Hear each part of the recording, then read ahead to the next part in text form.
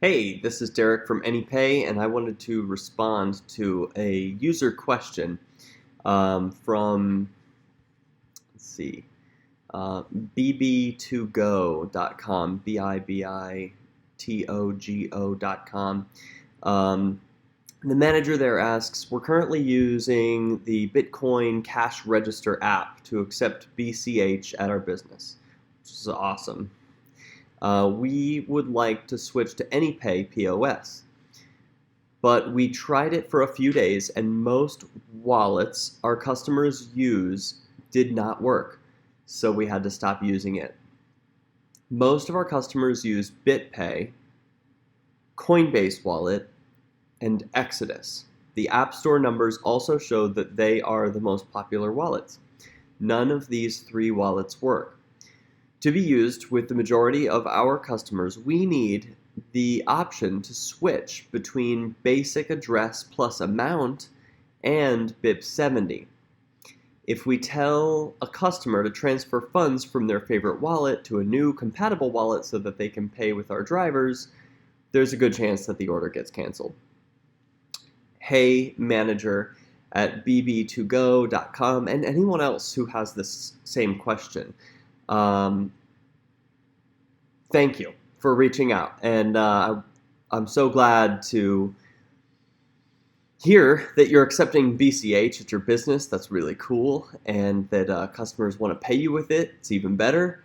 And this question about, we need the option to switch between basic address and amount or BIP70. I want to address it. So doing BIP70, it isn't just like, oh, we think it's neat, or this is like faster and a better experience, and so we only want this option. It's a really important business decision. So, for example, with BIP70 or BIP270 for BSV, the way it works is you are a merchant and you say, pay me $100, customer, and the Anypay software tells the customer, hey, you got to pay him $100, right? And it tells him the amount and where to pay, and when they are ready to send, they actually don't broadcast the transaction. This is the big difference. They send over to us, the payment processor, Anypay, they send over the signed transaction. They don't broadcast it to the network. They send it to us, and then we look at it and say, is this correct? Is this perfect? And if it is, then we broadcast it. So that's how that works, and that then it ends up in your wallet. Versus an address and an amount, that's the old style of paying, and this is what happens with that style of payment. You say, send me $100. And the user scans the QR code, and it has an address and an amount. So then, they swipe, they pay, and everything's perfect, right? That happens some of the time.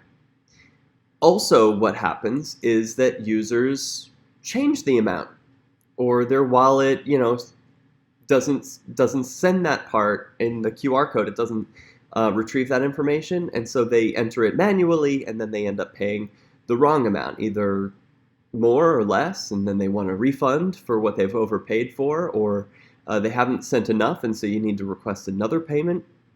And if it fails, you have to know why it fails, and so you're going to have support staff monitoring every payment to see, why did this fail?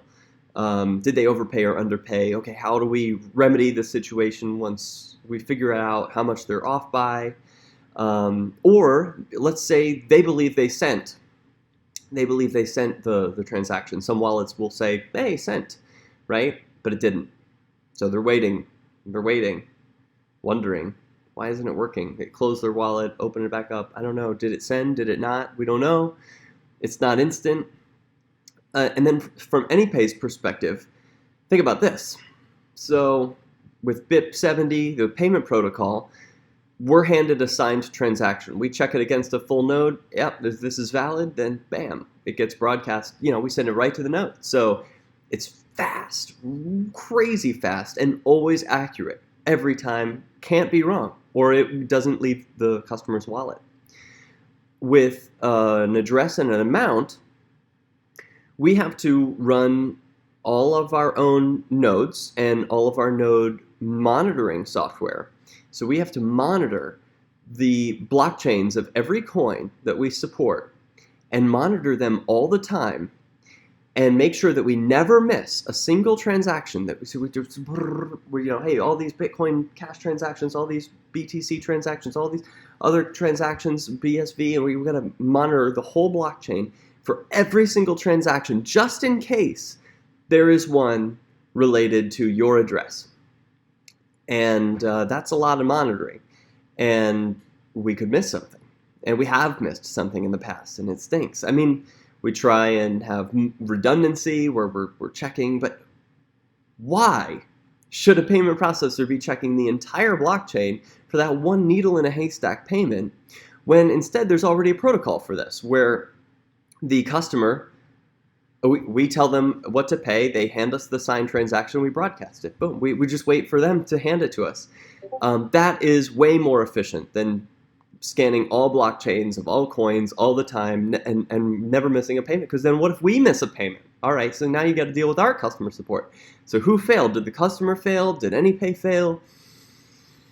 Oh, and then the refunds, the waiting, it's not fun. And then, by the way, we'd also probably have to wait for one confirmation or more because, that's just how things work. So it's going to be slower. It's going to be slower.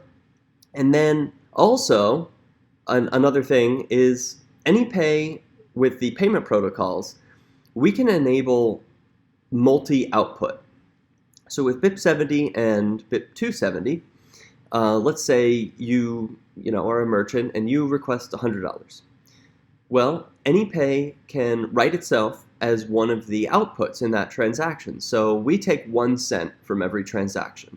So when the customer pays, they're actually paying 2 addresses. They're paying your address, the merchant, and they're paying Anypay 1 cent directly. So we never take custody of your funds, not even for a second. And we can do that because of the payment protocols. Because the payment protocols specify how many addresses do you want? And do you want it for different coins? Like we support Dash and Bitcoin Cash and BTC and BSV and Litecoin. So we can support all those coins with one QR code. And we can do that because wallets that support payment protocols know how to scan, pay colon and then a URL, or Bitcoin colon and then a URL, or whatever is the coin. So there's that multi-output, which is really cool, and it's not just for our benefit. It's not just like, oh, hey, Anypay needs its penny. You yourself, as a merchant, let's say you have you're in business with another person. There's a guy. This is his example. He records shows, and then he sells the shows at the next week's concert. So, and it's him and one other guy. So they have a split payment. So when he gets paid, when either of them take a payment for that business, instantly there are 2 outputs, one for him and one for his partner. And so you can do this up to 100 different addresses. You can't do that with a QR code that's one address, one amount. This protocol, the payment protocols, were invented in 2013, back when people started using Bitcoin as money and encountering the problems of these difficult, address plus amount. And you may know of huge businesses like Dell Computers accepted Bitcoin at one time, and they stopped. Why? Because there were so many problems. So many problems. Well, with the payment protocols, BIP70 and BIP270, there are no problems. It's perfect every time. It's fast. It's so insanely fast. It says paid on the screen before your wallet says that you've sent the money. It's so crazy fast. And the alternative is slow and unreliable and expensive to run all that equipment to monitor. It is just so not the way, and it will not scale. As these coins become more and more popular, it's going to become exponentially more expensive to monitor the blockchain for all these payments. And the only way that really scales is to have users be able to send the exact amount to the payment processor. Payment processor checks it, broadcasts it, or sends it back, says no, try again.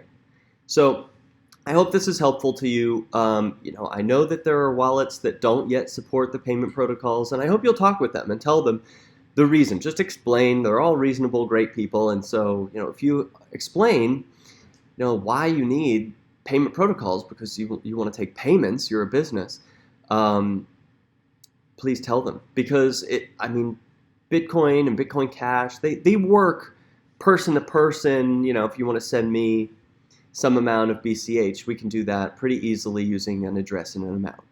But for things like, Bitcoin is programmable money. We could do so many cool things with it. The multi-output, the fact that Anypay gets its 1 cent fee and it's paid directly from the customer to our address, not from you. The fact, instant settlement, perfect payments. Anyway, it's really cool, and payment protocols are the way. So please talk to your favorite wallets about it and tell them what I told you. We need it for payments in the real world. If you care about Bitcoin being used as money, Bitcoin Cash, being used on your website, and you want people to have good experience, take a moment to teach them about good spending wallets. Anyway, thanks. I'm Derek from Anypay.